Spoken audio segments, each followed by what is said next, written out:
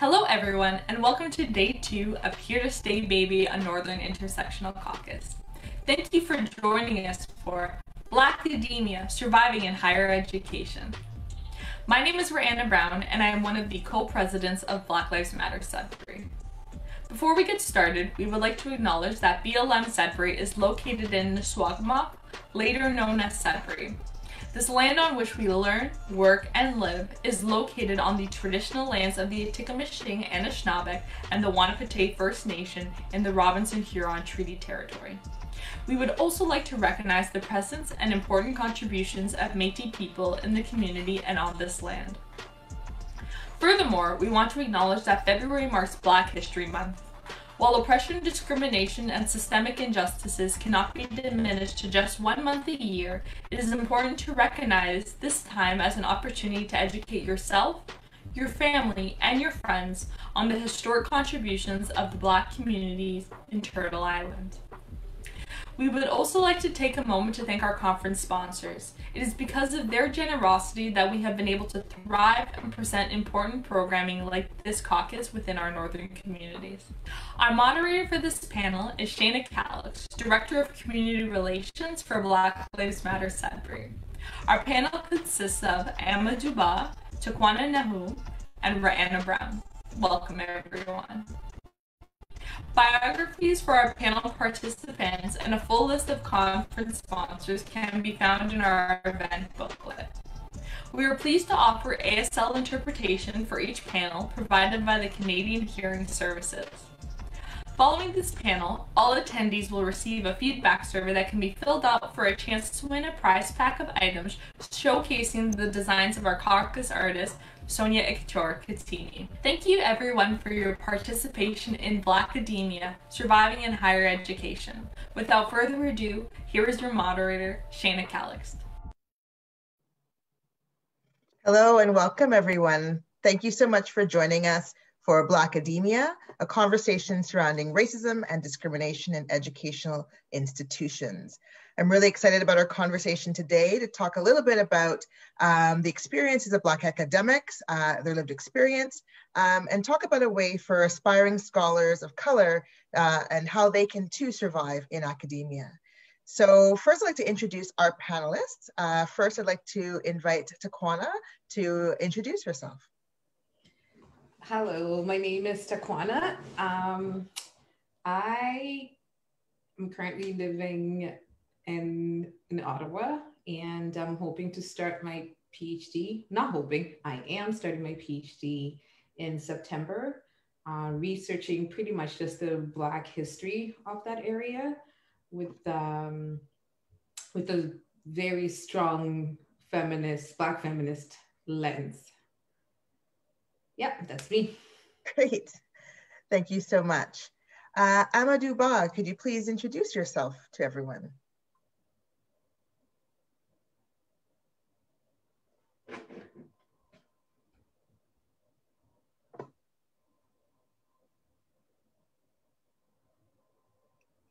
Okay. You hear me? Okay. Oh, we can hear you. We can't see you yet. My elementary, secondary, and my first years at University of Dakar. After that, I went to Paris, France, and I'm here in Canada since 2009. And currently, I'm teaching history of Africa at Nipissing University, North Bay, and I'm a lecturer in Laurentian University. I'm a writer, a historian, and that is what I'm doing here in Northern Ontario. Great, thank you. Just so you know, Amadou, we can't see. Oh, we can see you now. Sorry, I can do it again. Sorry about that. So I said my name is Amadou Ba. I'm from Senegal, West Africa, or Francophone country, where I did my elementary, secondary, and my first year at University of Dakar. After that, went to Paris to follow my study in history. And since 2009, I'm in Canada, and nowadays I'm teaching here African history at Nipissing University, and I'm a lecturer in Laurentian University. I'm a writer, and I published 4 books, and one of them speaks about the Black history in Canada during a long period of 400 years. Great, thank you. And I'll get you to touch a little bit more about your academic background in a little bit. Ra'ana, could you please introduce yourself? Sure. Hello, everybody. So my name is Ra'ana Brown. I'm one of the co-presidents of Black Lives Matter Sudbury. I'm a recent graduate of the MacEwan School of Architecture's Masters of Architecture program, in which I studied segregation in the South Side of Chicago and how architecture played a role in that, but we'll touch on that a little bit later. And I am aspiring to do my PhD in September 2021, fingers crossed, looking at the intersection of art, Black art, and activism. Fantastic. Thank you all so much. Well, I want to just start off with a quick video clip. Many of you might have seen on the Fifth Estate just a couple of days ago. They did an investigative report on the experience of Black academics on campus. As we know, this is an issue that is not only pertaining to our Northern experience, but also across what we now call Canada or Turtle Island. So I'm going to share that clip just so you can get a little bit of a grounding for our conversation.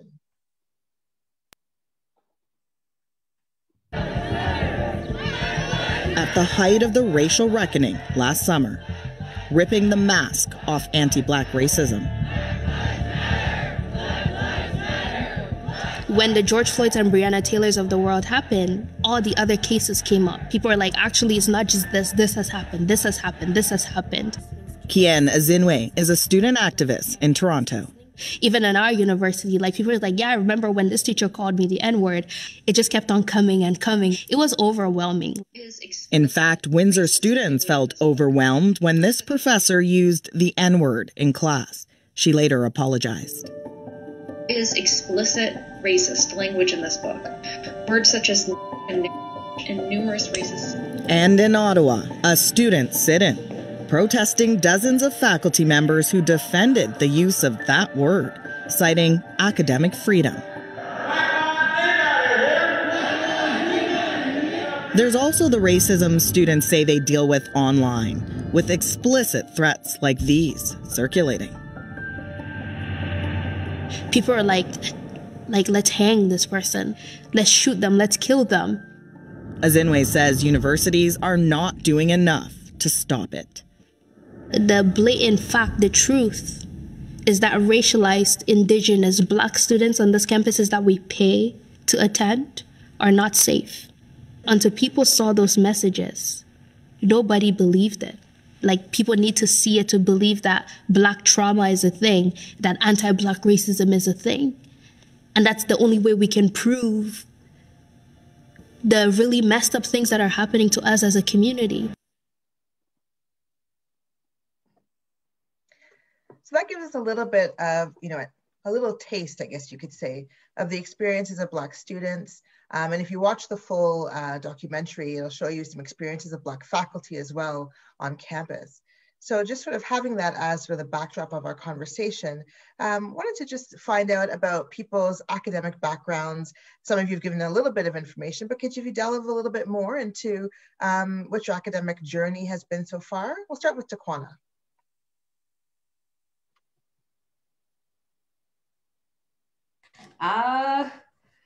It has been a journey for sure. I think, so that I'm not all over the place, I'm going to start from where somebody from the Indigenous panel yesterday, I forget what it was called, emphasized community. And he was talking about how there were all these African people and they were discussing their traditional spirituality and how that really matched with the Indigenous spirituality on Turtle Island. And I've personally had experiences that confirmed that for me. So anyway, his point was that from an Indigenous perspective, everything is from community. And I would say, I'm an immigrant to this country, came here in 2001. And it wasn't until 2008 that I saw and knew that I was looking at an Indigenous person. And in all that time, I was in Toronto at the time, it was just, this very Western type of education. And when I started meeting Indigenous people and learning about them, and, you know, learning about me and the ways we're similar, I began to grow in my journey. And specifically, I went to do my master's with the intention of trying to understand why schools on reserves looked the way they do. Like, what is going on? I was really confused. And for me, the only way I know to find answers is through reading, study, theory, and trying to I didn't conceptualize it as that at the time. I just was like, what is going on? I'm gonna try to find out. And that's how it landed me in my master's in education. And during that time, I had finished development studies at University of Toronto. And when I got to Thunder Bay to do my master's, because I said, hey, Thunder Bay is close to all these reserves and all these Indigenous people, they're gonna teach me everything. I got to Thunder Bay, rude awakening, so much racism. I did not expect that, because very naive at the time. So when I got to Thunder Bay, after having done my B.Ed in Toronto, that was the first time I met Audre Lorde and Bell Hooks, and, you know, through my friend Tina, she gave me these books. I was like, whoa. And I had never met them before. And they opened up a way of thinking for me. And it was just, everything made sense. It was just such a big hunger for more, for more, for more, for more, for more. And I was like, wait, I can talk about me in my master's? What? So I changed direction from looking at First Nations and Indigenous schools. And I was like, whoa, whoa, whoa, it's legitimate for me to talk about African experiences. This was a novel idea for me. Like, it sounds silly, but in 2011, that's when all these things happened for me in my mid-20s. I don't know, whatever 20s I was, like 20s. And that's from there in my master's, I was like, okay, I guess I can look at ourselves. It's a thing. I hadn't seen Blackness in books before. That's why it was so exciting. So I started looking at why we need Afrocentric schools. Why would that be a good thing? And I was doing that from the perspective, in response to the naysayers. This was my approach back then. I don't care about naysayers anymore, but back then I was like, I will prove it to you that we need Afrocentric schools. So I started doing that work, and that work never finished through the violence of the university. I never got to finish that thesis, but I got the lessons I needed from it.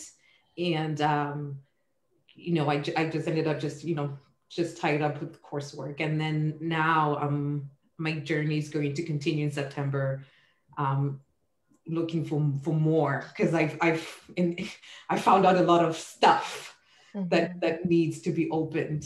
So in September, I will open it up more. Fantastic. Yeah, I'll pause there.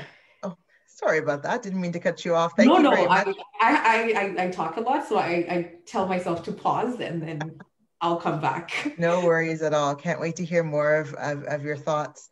Thank you very much for that. And thank you very much for sort of mapping, you know, that experience of moving from, you know, recognizing yourself, being able to recognize yourself in the work that you do. So important, right? Amadou, could you share a little bit about, you gave us a little bit about some of your background. Could you share a little bit about your journey in academia? Yeah, as I said before coming here, my studies in Paris, I did a PhD speaking about the African soldiers in the French colonial armies during the war and at the end of 9th century. So, but after my PhD, when I decided to move into here in Canada, the first thing I wanted to do is to know better Canadian history, to learn about my adopted country, etc., etc. And I decided to see what happened in the British colonial empire, the contribution, for example, of Black people as soldiers. And I said, okay, I can investigate and write a book on this topic. But the more I investigate in Canadian history, the more I realize the presence of Black in this country. And that's why I said, okay, it's very important content here to write a book speaking about the presence of Black since the colony until the end of the Second World War. So, but what I have observed here is the lack of knowledge on Blacks' presence, of Blacks' history, and the lack of presence of Black people in the education system and everywhere in our country. Before we came Canada, people, they don't realize how important the presence of Black people is here in our country. So I was very motivated to do something, and that's why I decided to write my book and to do all what I can to help people know better the history. But what I can say just is nowadays, I think we are in a system where there is some injustice if in terms of what our children learn at school, for example, because we are in a multicultural country, and the program, the social studies, the history they learn at school is not equal. Mm-hmm. I can't understand how it is possible for our community. Nowadays, Black people are 1 million, 0.3, the same population, for example, indigenous people, and they are here since the 17th century. I can say the indigenous people who are here thousand years ago, and the French and British people and Blacks, they are the 4 communities who contributed really for the creation of this country.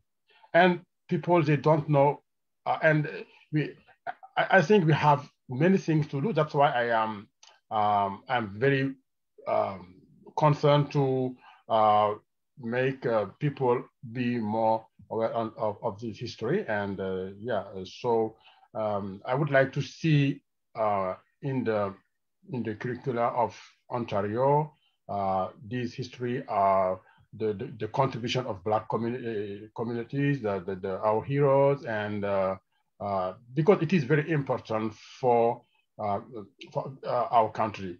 I think that the system we have now does not reflect the population in our country. We are in a very diverse country. I can say Canada is a universal country. Everybody is here, so we have to do something on that. Yeah. Mm-hmm. Agreed. Thank you very much for that. And yes, and thank you for also highlighting the contributions that people have had to this country. And as we've heard from past panels, right, that knowledge doesn't exist. And it seems to be leaning on Black academics to provide that knowledge, when really it is something that should happen, across our institutions. Thank you for that. Roanna, can you share a little bit about your journey as well? Yeah, of course. So, I'm not originally from Sudbury, so I was born and raised in Brampton, Ontario. So it was a different upbringing for sure. I came from a very diverse classroom of students. I had friends who were from all sorts of different cultural backgrounds. So in terms of the education institution, of course, they weren't talking about slavery or the plight of the Indigenous people or anything that they should have been. But in terms of my classmates, I was learning about their cultures that way, through going to their houses, just hanging out, just from being friends. And then I moved to Sudbury in 2014 to start my bachelor in architecture. And it was a very different experience. Everyone's asking, how's Sudbury? And I'm like, it's very white. People were incredibly nice here and I loved it here, but it was just an incredibly different background. And then I started my Master's of Architecture in 2018. And that was the first time in my life that I was able to study unfiltered Black history. So for my thesis, I was looking at the architectural segregation of Chicago, Black identity in the South Side. And the entire focus of my research was looking at how architecture historically has played a role in perpetuating segregation in certain cities, well, particularly in Chicago. And then that kind of took me down this whole tunnel of just Black history, albeit predominantly American history, but it just brought me down this whole tunnel of things I'd never heard of, people I'd never heard of, all of these instances I hadn't heard of, and I just kept reading more and more and kind of derailed my own thesis at one point where I was like, hey, I'm supposed to be studying architecture, but next thing I knew, I was reading about the Black Panthers, and I was like, this doesn't have to do with architecture, but I couldn't help myself.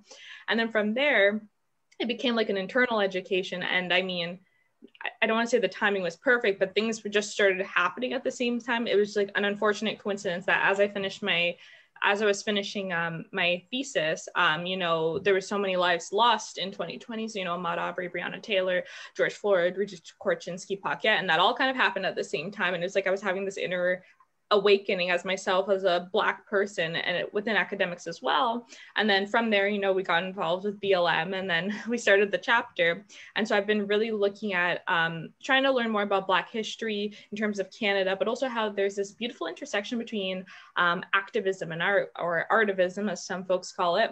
And so I'm hoping now to kind of pursue a PhD in that, and looking at how there's so many people we've never heard of in terms of Black arts who've been creating artivism long before Black Lives Matter was even an established movement. Like I'm talking like, you know, pre-civil rights, like way back when. There's been these incredible Black artists who've been creating these grassroots pieces. And I want to kind of look at that and how this has had kind of encouraged our activism movements for equality and social reform and such.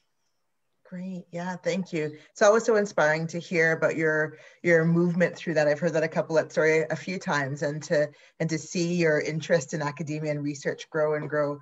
Something that, you know, I recall doing. I've been in academia for over 20 years, and just sort of uncovering, and I think all of you sort of mentioned that, sort of uncovering these pieces of knowledge, right? That you're like, why haven't I known about this or heard about this before?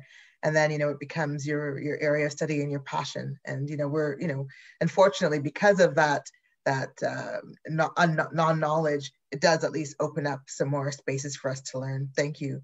So I want to move on to the second question. From your perspective, what are some of the ways in which racism and discrimination permeate academic institutions? Takwana, would you like to start with that one?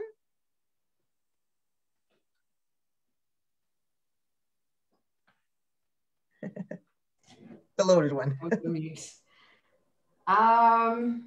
Yeah, there's a lot of ways to answer that one. I would say the one that bugged me the most when I started my graduate journey was this thing that we referenced the most, but the erasure of it.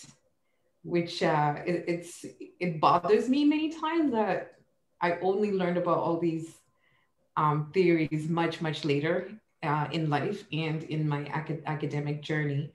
But I think the erasure and the distortion of who we are as a people really bothered me, and for me that's an annoying type of racism, I would say, because. Well, one, we don't know who we are, you know, it's the educational system that's who's shaping the young minds. And if we don't know who we are, that's a way of taking us out of our bodies and out of how we can self-actualize. And when it's a repetition of that, then we are just nobody's existing, but just to serve the status quo. We can't create to our content. We can't theorize to our content to a highest level. So I think, yeah, just that thing and of distorting. The only thing we're capable of is, oh, they can talk about their inventors, but that's it. But, you know, just dance and sing and play sports the rest of the time. And it's like that's a huge distortion of who we are. Like we create ideas, you know, and then they take those ideas and then they present it as theirs. So for me, that's like a really huge problem, racist problem in the academy. And we talk in my home. My partner attends a very large Canadian institution at a PhD level, and there'll be readings after readings after readings on intersectionality. Barely mention Kimberly Crenshaw. In this day and age, it's just such enraging things happening like that. And, that's definitely a type of racism. I'm trying to find the word for it, and I don't know what it is, except to say it's that erasure and the distortion. Yeah. So thank you for saying that. I just was saying that the other day about, I wonder if anybody knows that it's a Black feminist who created intersectionality. And it's so used now that, it's gone so far away from, the actual person who created it. And this whole idea of self-care, when was 2016, my partner calls me. I was laying in bed super pregnant and sick, and talking about, oh, the girls that I still talk about, it's actually about self-care. I'm like, who coined that? And I can tell you who's the girl you're referring to. And this type thing of self-care came from Black women. Read Audre Lorde, guys. It's there in Sister Outsider. And now just, it's ways for spas to get more money, to, Instagram, to get followers to buy your products. What is happening with this distortion of the marketing of our ideas to look like what they're not? Mm-hmm. We need self-care from y'all's racism. That's what that's about. So for me, that's the awful racism that's in the academy. Mm-hmm. Thank you.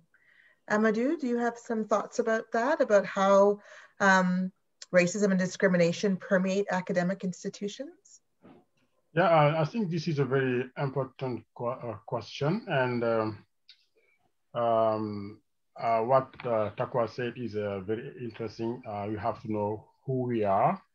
And the more we investigate the history, our history in this country, the more we can understand what we are living nowadays and what we would like our society in the future. So that's very important. And I think all that we are experiencing nowadays here in Canada and elsewhere in Northern America or in the Caribbean, etc., is only the consequences of this long history of Africa, for example, since the 15th century during the connection with Europe and Africa. After this long period of slavery, after this long period of colonialism, the theorization of racialism, when people decide to made a different race of all these questions are very important. And I think the first thing is to try to understand what is the real history of Blacks in Canada. It is not a very easy history because 205 years slavery in a country where people were totally dehumanized. And after that, there was no work to help these people to live correctly in our country as they faced racism. In Canada, for example, we have the segregated schools, we have the churches segregated, the problem to everywhere in the society, and people they just ignored this history, and that's why nowadays we are in here celebrating Black Month history. I think I can't understand why nowadays 2021 in Canada, or country like Canada, we are celebrating Black Month history. That means during all the past generation, people, they don't did anything to help people to live together correctly in our country. So we have to rectify, to correct this history, because we are living the consequences of this history. That's why I said it is not only because we are Black, we are in the Black community. It is our kind to help our country. We are living as Canadian citizens. We are very proud to be Canadian, and we are very confident if all the communities live in this country accept being Canadian. It is a very benefit for our nation for Canada. And that's why I think as a multicultural country, all people have to do something and to contribute it for the development of the country, but they have to affirm their identities. Being different is not a problem. We are all Canadian, but we are different people. We don't have the same background, the same origins, but we are in a country that makes our country very very powerful. And what I find very sad is just why people ignore all this history and they refuse to teach our history. They refuse Black people be considered as citizens like others in United States, in Canada, elsewhere. And we have to work very, very hard on them. We have to work in the association, at school, everywhere, in our families. We have to make aware our children, they are Canadian, they have to accept it, and they are not different, and they don't accept to someone say them they are different, etc., etc. So we have a lot of things to do, and yeah, that's what I wanted to add on that. Sorry. Thank you. Ra'ana, your thoughts on this question? Yeah, no, for sure. I mean, first of all, in so many ways, racism and racial inequity has permeated into our academic institutions. So it's like, but I mean, I think the biggest ones for me, you know, tokenism, exploitation, and oh my gosh, what was I gonna say? I had three. Anyways, tokenism, exploitation, and for me, it's really important because, like, I remember being in school and there'd be instances where even my classmates, because I mean, in my graduating class, that we had 2 Black people. And then, like, it was like, okay, there's 2 of us and a couple in the year ahead, a couple in the year below. And I remember they would say things like, oh, the school wants to do a photo shoot. I got asked to participate. And if one Black student said no, they'd go to the next Black student. And I was like, very interesting. And then when it came time to, you know, celebrate anything that we had done, it's like, no, we won't talk about this, but we need a Black student to stand in the photo so that we look like we're a diverse institution. It's like, okay, that's great and all. And then in terms of exploitation, we have the amount of times that I have been asked to do things for free out of the kindness of my heart, zero recognition. And like, I mean, there was events that I would do at the school and like these big, you know, $1,000 events that I'm curating alongside other students, and the other students, the faculty's patting them on the back, you know, they're getting all these praises. I remember one of my classmates, him and I were collaborating on this event, and it was a massive event, so exhausting. I was in the 4th year, he was in the 3rd year, so detrimental points in our academic careers. And he said his professor was like, yeah, you know, it's okay if you can't submit this assignment on time, they're cutting him break. And then I'd go to like my class and my professor would be like, why didn't you do this? Why didn't you do this? Why didn't you do that? And I'm like, you know, I'm doing this entire event, zero slack, zero recognition from anybody. And it was like, okay, you want to exploit my work, but you don't want to recognize my work. And the same thing, like even when I was in my master's, it was, okay, Black History Month came around, I'm doing a racialized thesis, and I'm like, can we please bring in a Black speaker? Like, as much as I am an expert on, you know, what the topic I'm talking about, I'm not an expert. I was like, what, 23? I'm like, what do I know? Let's bring in someone who's actually done like years in a career on this. And they're like, we have no money, but you can do a talk for free. And I was like, okay. So thank you for that.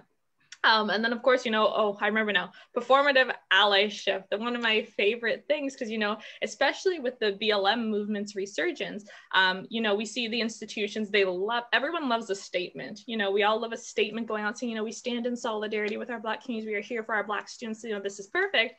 And then the same institution that released that, a couple months later, I had a student come to me and say, hey, did you know they're doing police training in residence?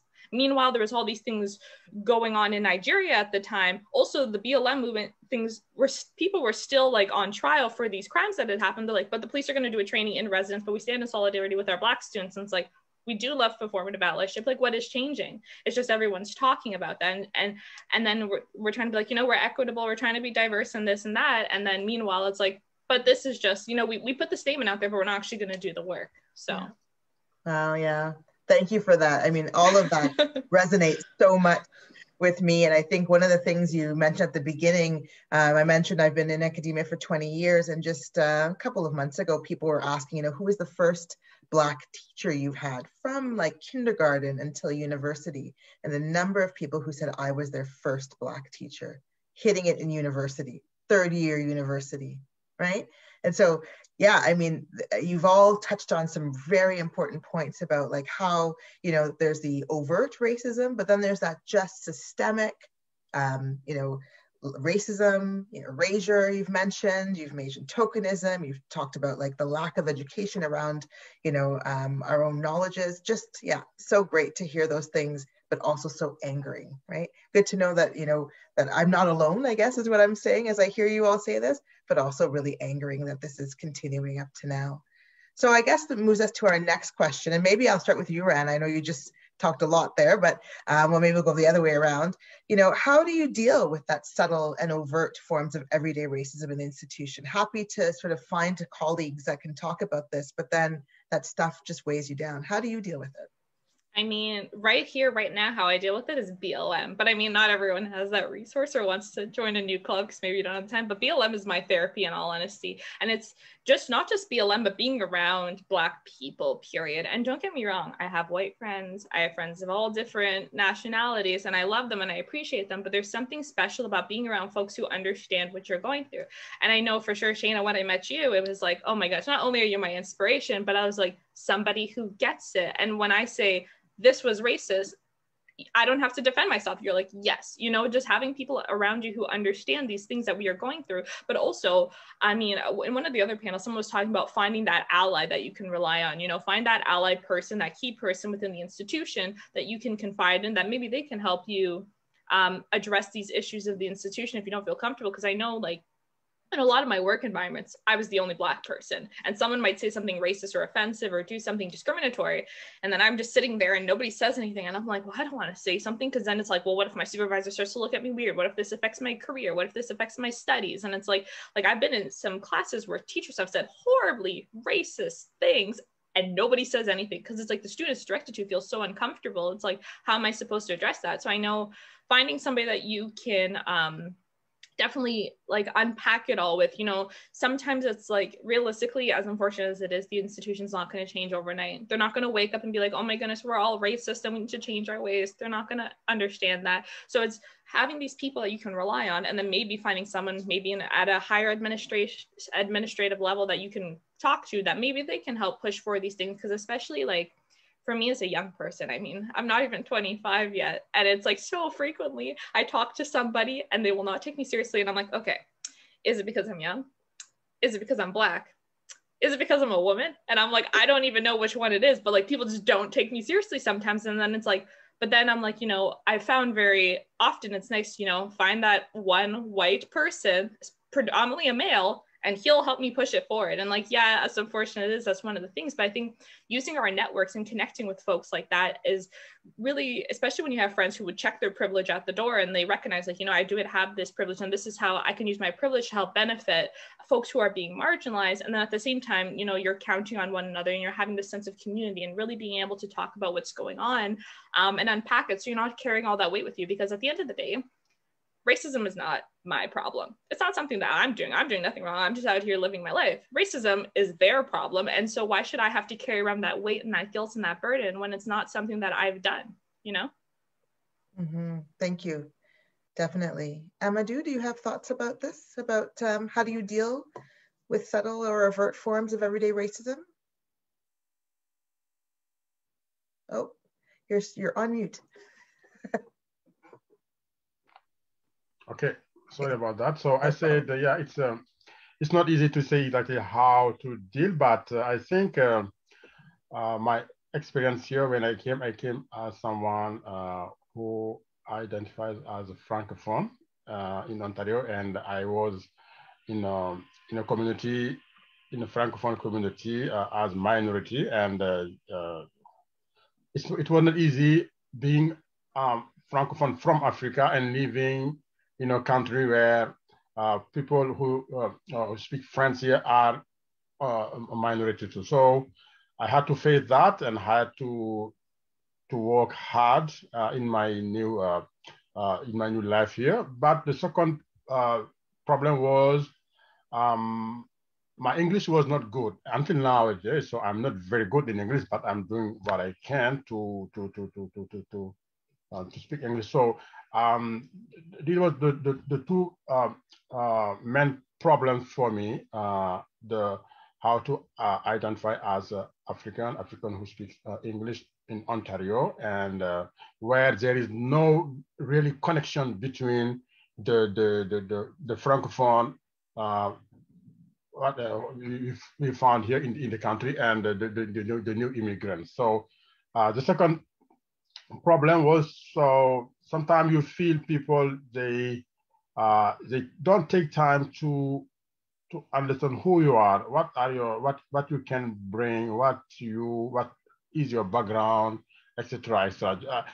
It's difficult because sometimes you think people, they have their idea, their prejudice, and it is that. So it's not easy, but the more you stay, the more you work, you keep hope going forward. It is something can help you to forget some different experiences. So yeah, how to deal is just to keep going forward, to keep hope, and to do all what we can to have our place in this country, in this region, and to show people we love Canada, we like Canada, it is our country, we can contribute in all our possibilities to make Canada a better country. We are working, we are paying our tax, we live here, so we are just Canadian, and it is our life here. Because, you know, immigrant, if you are an immigrant, it's not easy, because people they just think, okay, you are immigrant, you are here to take something, but they don't realize you are here to bring something, to add something to your country. And I think, and now it's time for me, because after 10 years living in Canada, I don't feel being just an immigrant. I am now feeling being a Canadian citizen, or someone who live here, who contribute, who want to do all it is possible to help our country, our system, our education, our children, all what I can to make it more fair, more positive for different communities. Yeah. Thank you. Thank you for that. Taquana, your thoughts about this question? Yes, but yeah, I just want to concur first that, you know, we contribute when we're here, but we're also here because they were there first, and, you know, we're pushed up. So, you know, similar systems at work here. But I think the question is on how to survive the racist academy, right? That's the question. Yeah, sorry about that. I had to mute myself. Some chat in the background. Yeah. So how do you deal with subtle and overt forms of everyday racism in your institution? It's similar to what Rana said when it comes to the role that Black Lives Matter plays in her life. It's just, and like I referenced at the beginning, and how a lot of the education that I get from Indigenous folks who have taught me a lot is, you know, community. The capitalistic system likes to isolate and to make us silos, but community. It's very hard to make it without community. I don't think there's more to say on top of that. You know, I referenced in my journey, somebody had to give me that book and say, oh, have you heard of these women? And I'm, you know, that didn't happen in a vacuum. A lot of where I am, you know, even talking to my grandmother who has since passed, like, it's just, I can talk about these theories to my grandmother, and she helps me reframe and make it straight. And I can talk to my intellectual community about all these microaggressions happening in the academy. And, you know, community comes in all kinds of different forms. But I think to follow up on that would be what James Baldwin said, that, you know, you think your pain and your suffering, you think you're alone in all of that until you read. and you know, things just start making more sense. And for me, that's also another way of community. I don't read as much as I would like to, and sometimes reading is so aggressive, like it's too much for me to handle. So sometimes I actually stop reading. Like I was reading something in preparation for this seminar, and I took a break and then come back. But for some of us, like that reading actually is healing. But you know, with warning, right? Some of these women, the Black feminists that I read, they shake you up, and it's good to read, but not alone, because you need people to help you figure out how to mend those things.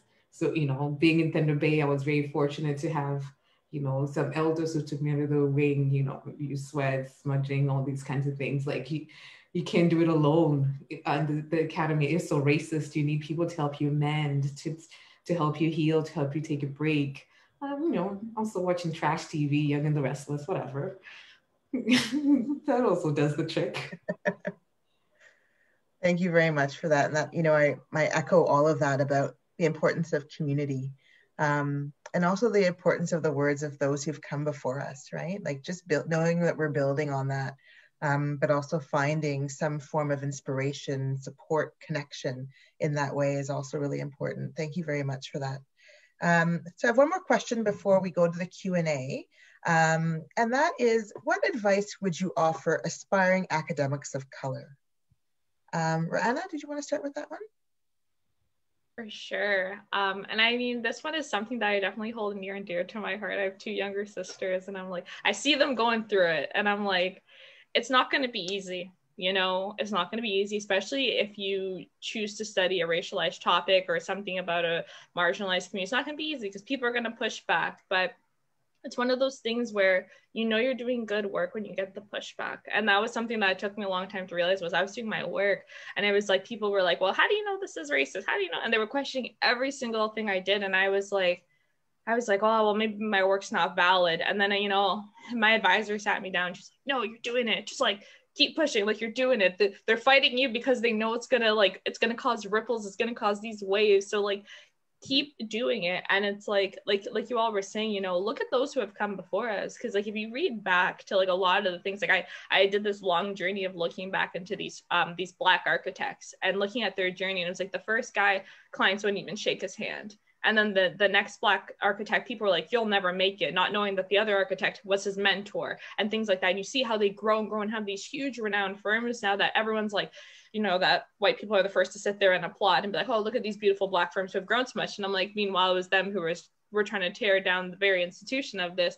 But it's like, it's not going to be easy. It's not going to happen overnight, but you will get there. And once you're there, you know, don't forget where you came from. And it's like, I mean, obviously I'm not like super achieved academically yet. And like, there's so much more that I want to do, but like, I'm like, I won't forget those who supported me. And I hope that someday, know your own impact. And I hope that I can look back someday and like, I don't know, I'll be like in my 70s, retired, happy. And there'll be a young student who will send me an email being like, hi, I'm trying to study racialized segregation in whatever community. And I'll be like, yes. And like, look back and be like, because I know how I felt when I sent that first email to someone being like, oh, what do you think of this research? And they made me feel so uplifted and important. So it's like, you will get there. It's going to take time. And the pushback is a good thing. It means that you're making ripples and waves, and it's necessary work. And necessary work is hardly ever easy.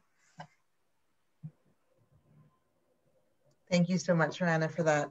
Amadou, what about you? What advice would you give to aspiring young scholars who look to you and see how accomplished you've become? Yeah, what I can advise them is what Ra'ana said. It is not something very easy at all. But the first thing I have to say is to more be interested in studies, and to understand that if you want to take your place in a country where it was not easy for your ancestors, for former generations, you have to add something different. So the first thing is studying is something very, very, very important on that. The second one is they have to understand what is being Canadian nowadays in 2021. So, and if they understand really that, they can be Canadian, and at the same time, they can affirm their different identities and be correct with that. Another element, what I can advise for example, the new immigrants and their children, etc., is just to take the time to understand really this country, the opportunities they can have if they accept to take time to go at colleges, universities, and doing their training for, because if you are in a country where you are very, very bad paid, for example, your life will be very difficult. So take your time to have something very important for your integration, for your children. Yeah, I think when I look at this country, I'm very confident for the future, because we are in a multicultural country, and people are more and more realizing that, and now being Canadian is just not during in the past, for example, but nowadays everyone can be Canadian and contributed for the development of our country. So yeah, going to school, being proud for your identity, but acceptation different communities, and to be more ready to take your place, because in the future, our country, our society will change. The face of our country is very, very changing. So people should be ready, because in 10, 20 years coming, Canada will be not the same we are living nowadays. Mm-hmm. Yeah, thank you. Mm-hmm. And Taquana, what about you? What advice would you give young scholars?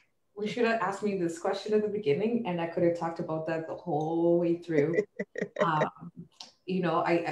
immediately, Toni Morrison said, if you have something to say, you need to say it. It's like, this is where we are. And I don't know, I'm just feeling like there's probably somebody who was like me.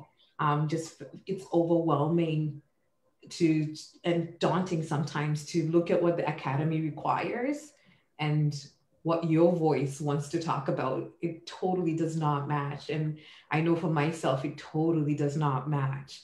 But again, looking at what Bell Hooks says, like, to resist that thing of trying to respond to them, but, create your theories. Because what you have to say, you can't suppress it in service to try to get their theories.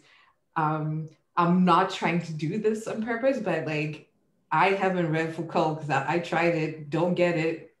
All right, I'm not gonna bother with that Foucault stuff. But everywhere I'm going, they tell me about Foucault. You're told these things. Well, you need the foundations. Don't worry about it. And again, to community, find yourself community that'll encourage your voice. And I go back to, there are many people who have shaped me, I swear, but the person who started that for me was my friend Tina, so I'll reference her again.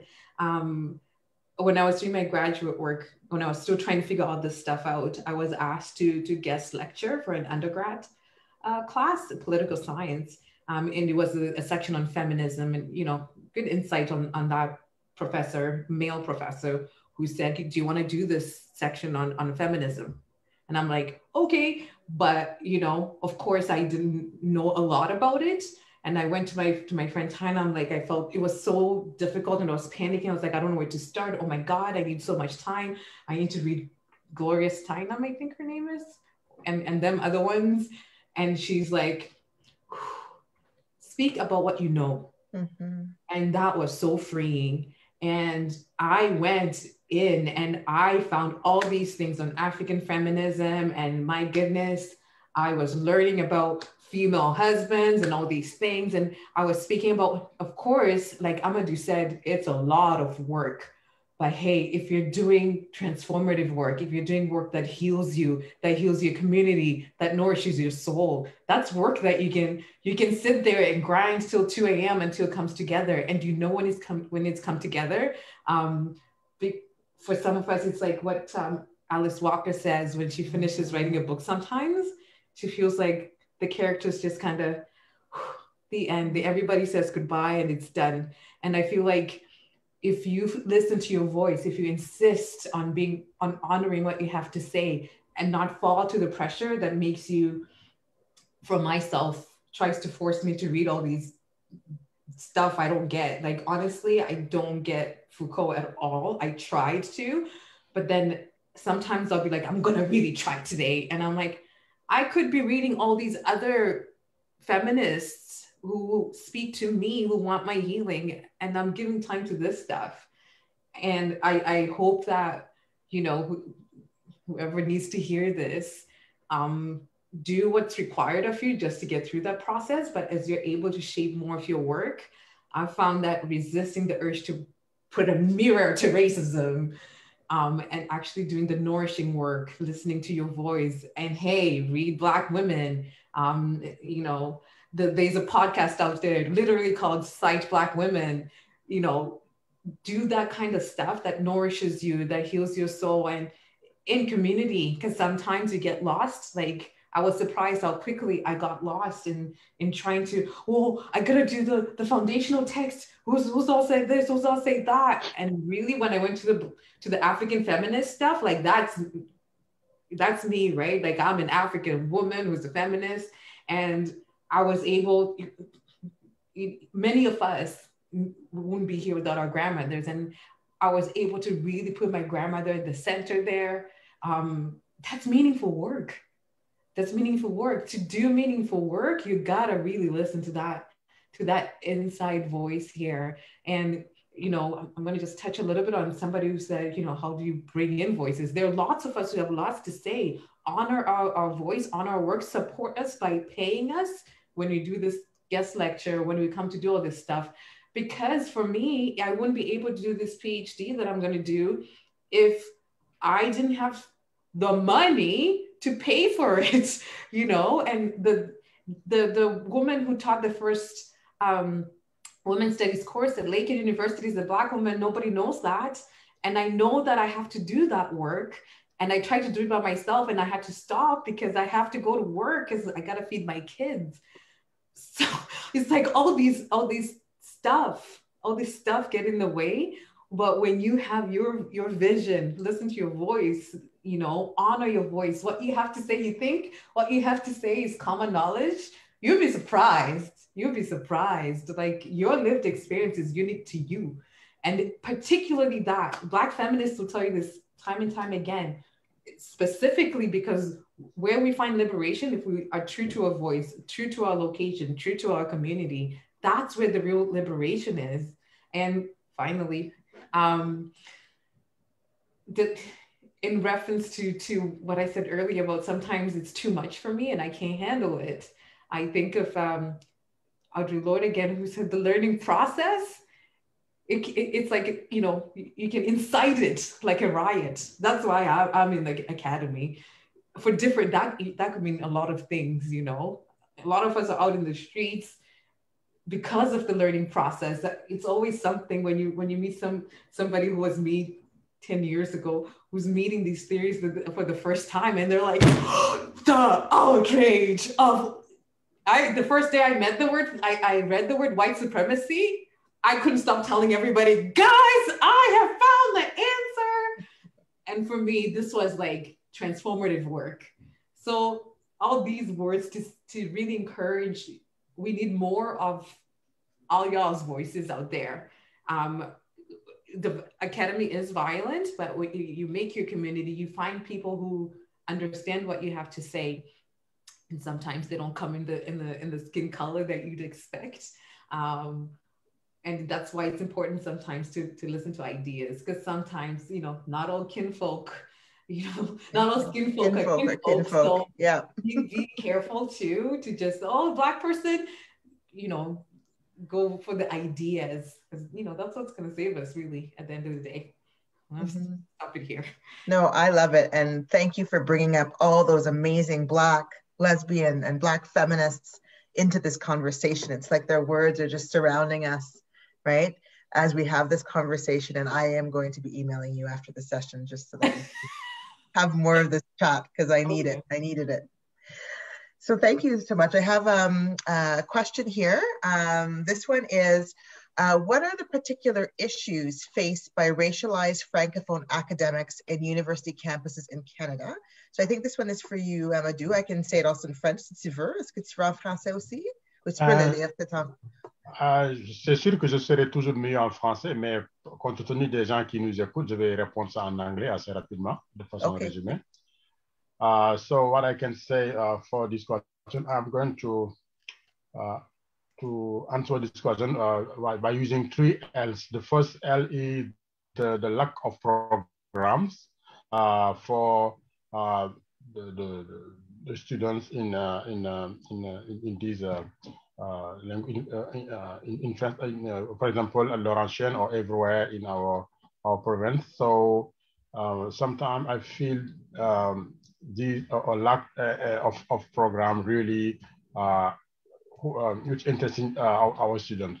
The L is the lack of institutions where people they can go to tell their needs, to be more aware in their future, to have advisors, etc., etc. So sometimes students who speak only French, they have this problem. The last one is unfortunately the lack of connection between the Francophone, the people speaking French here, and people speaking French and from outside of Canada. There is not really a very important connection to work together, to have a very important alliance, and to get different things and making our community more strong in our province, because we are in a province, we are a minority here, and if we are there is no connection between, I think it will be very difficult. I think the 3 L's can summarize what I can say. So si je dois résumer ça en français, c'est simplement, je vais dire, j'aimerais qu'il y ait beaucoup plus de programmes en français pour ces étudiants-là qui sont en Ontario, mais nous sommes quand même dans une province bilingue. C'est un peu difficile pour des étudiants qui arrivent, qui sont obligés de faire des programmes ou bien des cours, de suivre des cours qu'ils ne souhaiteraient pas. Des fois, c'est comme ils payent simplement pour avoir un diplôme, mais pas pour faire ce que vraiment ils veulent. L'autre, ce que déplore, c'est le manque d'institutions où les gens peuvent aller dire leurs besoins, leurs inquiétudes, avoir des conseils pour mieux s'orienter en français. Il y a un manque de ça, et les populations, notamment les francophones d'origine africaine, il y en a beaucoup de plus en plus, par exemple, ici à l'Université de Laurentian. Moi, il m'arrive de donner des cours où il y a beaucoup de francophones originaires d'Afrique. Et donc, le dernier problème, c'est donc, comme je dis, je déplore un manque de connexion, de symbiose, de synergie entre les francophones qui viennent d'arriver et ceux qui sont ici. J'aimerais qu'il y ait beaucoup plus de partenariat, qu'on comprenne simplement que nous sommes tous unis par une langue, et que cette union, elle date de très, très longtemps. Comme moi, je suis originaire d'un pays, avant c'était la région de Saint-Louis où je suis né, et puis que Saint-Louis, c'était un comptoir français depuis 1659, à la même période où les Français venaient fonder la colonie au Canada. Donc, les liens linguistiques sont très, très, très longs. Donc, nous avons les mêmes défis, et que parfois, il faut qu'on regarde les mêmes solutions ensemble. Donc, c'est ça que je veux juste ajouter pour mes amis francophones qui suivent en ce moment. Merci beaucoup. Thank you very much for that, and for looking at the particulars of that interconnected or intersectional experience, specifically in Northern Ontario for racialized Francophone academics. I have another question here. As a Black student, I have heard questionable/racist remarks from white professors over the years. I've always found myself in an uncomfortable position and unsure how to respond due to the power dynamic in those situations. I would love to hear the panelists and moderators' thoughts on this. Anyone have any responses for that?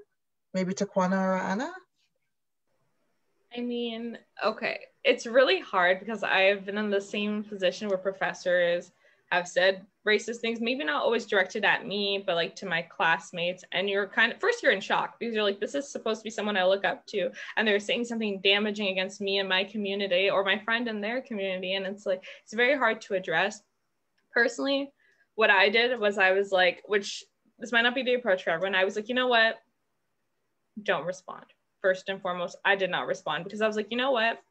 Realistically, my education at this institution is 4 years, 2 years, 3 years tops. I'm going to be out of here soon enough. And it's one of those things where, as unfortunate as marginalized people, that's a position that people put us in because of this power dynamic. And it's like, you feel helpless. But what I did was I was like, okay, you know what? This is great, good and dandy. And then as soon as I graduated, I wrote a letter to the faculty of my entire program saying, this is why your institution is racist. This is how you made me feel. And this is what you need to do to better yourselves.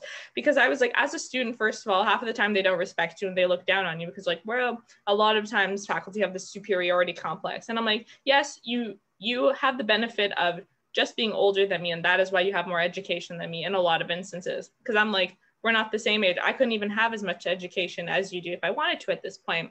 But I was like, you know what?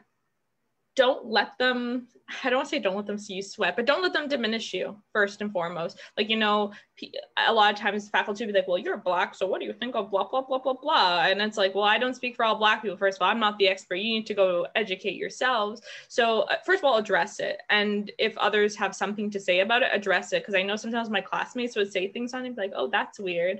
And I'd be like, yeah, this is stuff we deal with every day. Acknowledge it.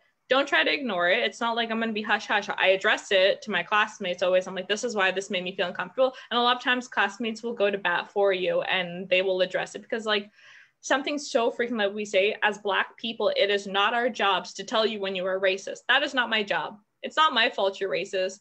Other white people, other allies should be addressing this on our behalf.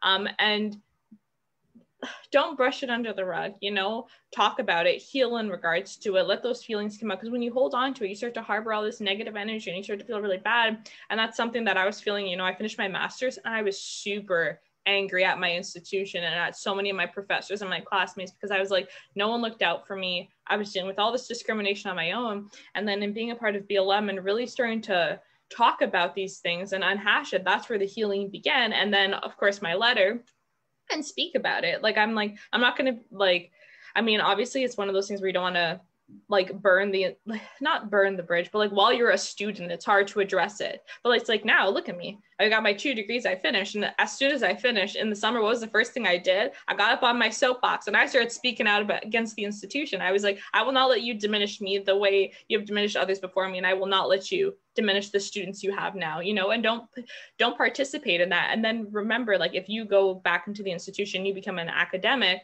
do not let them do this to students because it is happening. And, you know, I've talked to faculty of color saying they hear these things. And I'm like, as faculty of color, as academics of color, once we are more established, we need to stand up for the students who do not have the space to speak up for themselves. And it's really important that we start to cultivate that space so that they feel safe.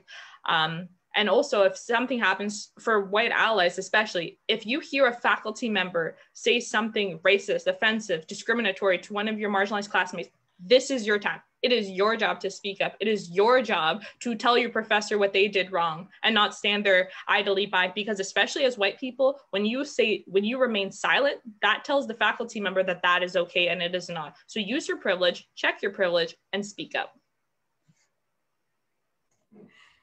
Thank you very much. Yes, period. And I just want to say, you know, something similar happened at LU recently, where we had a vice president make a very offensive comment.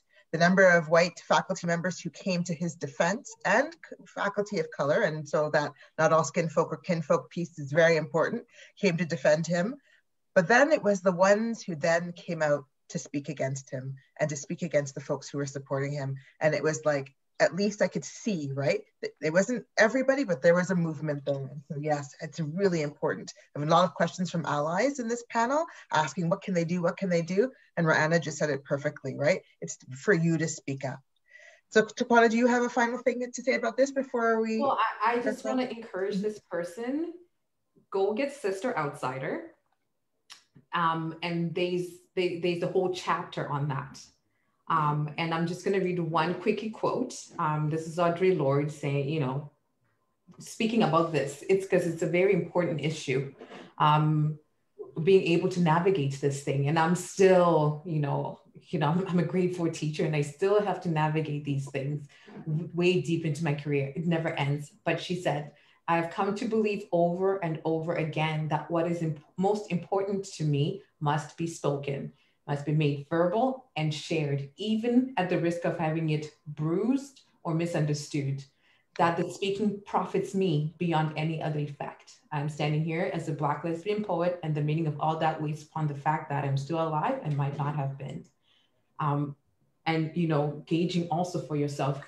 For me, the key word is, what is most important to you? And it's this negotiation that we still have to make. It's a little dance. But really, I strongly, you may have Sister Outside already, but this was my first introduction to a Black person saying anything really, but to Black feminism. And that book makes so much sense. Your silence will not protect you, she says. Yeah. They won't protect you. They're going to kill you either way, with whatever weapon they have. And sometimes it is a matter of having that community and saying, my professor again. And they'll say, girl, you ain't heard nothing yet. My professor too said this thing. And sometimes that's all you need. You just need to get it out. And sometimes what is most important to you must be spoken. And sometimes that takes the shape of speaking out in class.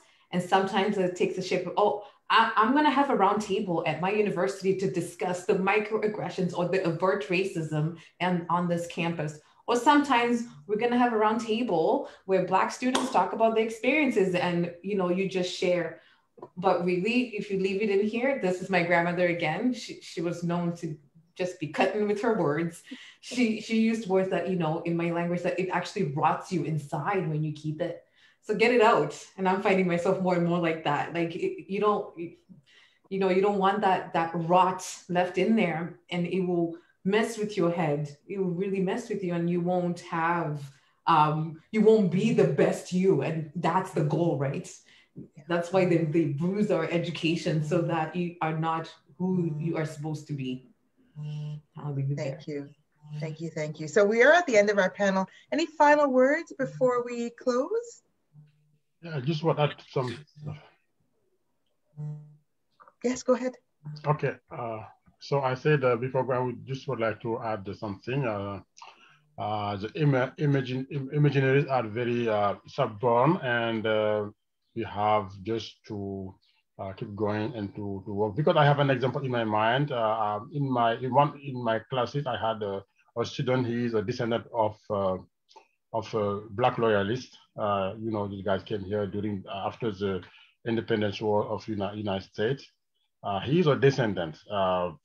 300 years, this community is living here in Canada, in the Maritimes or in the Southern Ontario. But during my class, student asked him, where are you from? In what country in Africa, for example? Congo or Benin or Senegal? And he replied, no, I'm Canadian. I'm Canadian since generations. I'm not African.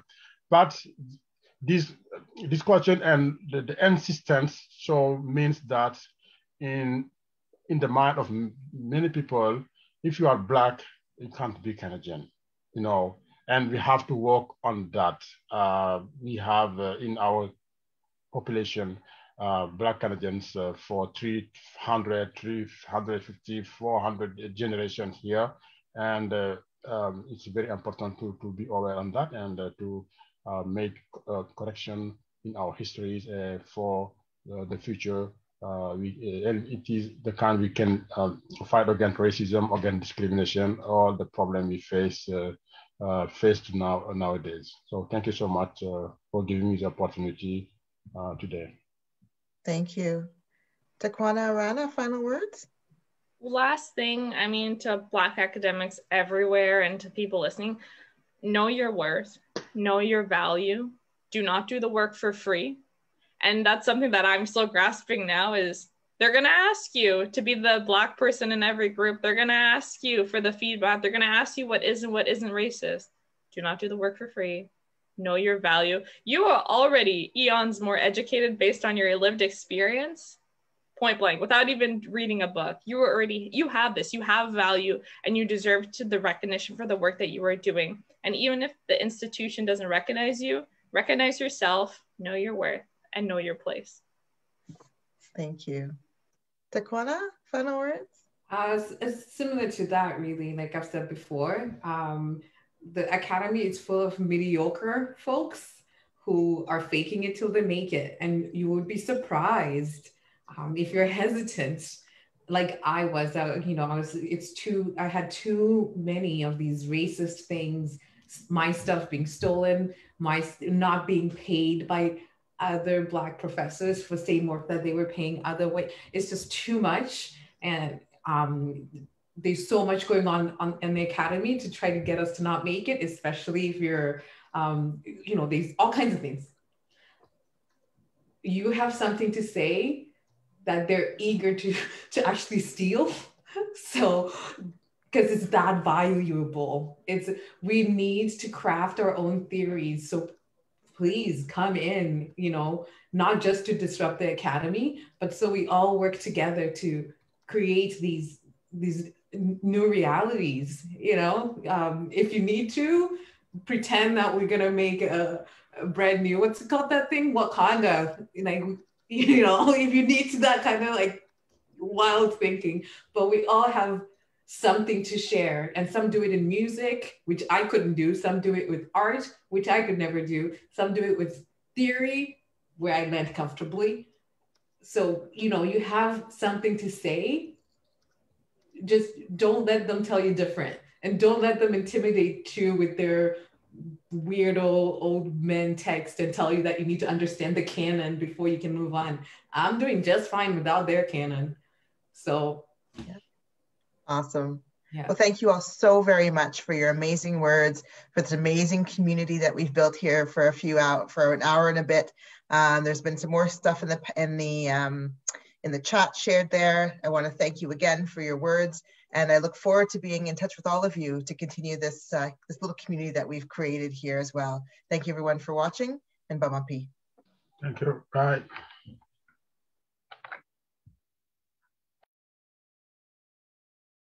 Thank you, Shayna, and all our panelists for cultivating such an exciting discussion. I sincerely hope that everyone enjoyed themselves. As a reminder, keep an eye open for our follow-up survey and an opportunity to be entered for a chance to win a prized pack of items showcasing the beautiful art of our caucus artist, Sonia Ikator-Katsimi.